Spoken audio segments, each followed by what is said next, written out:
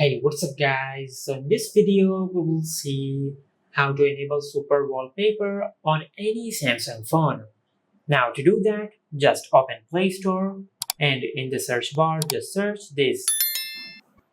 Now just install this app on your smartphone. Now just tap on Open and tap on Agree and Continue. Tap on Super Wallpaper. Now just select the super wallpaper style which you like. Now just tap on Unlock it. Now just tap on Apply. Tap on OK, set as wallpaper, and select home screen and lock screen.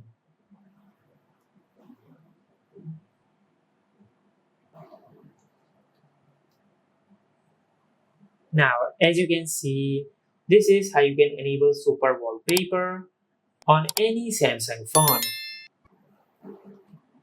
If you found this video helpful, please like the video and subscribe to our channel and hit the bell icon to get notified when we upload a new video.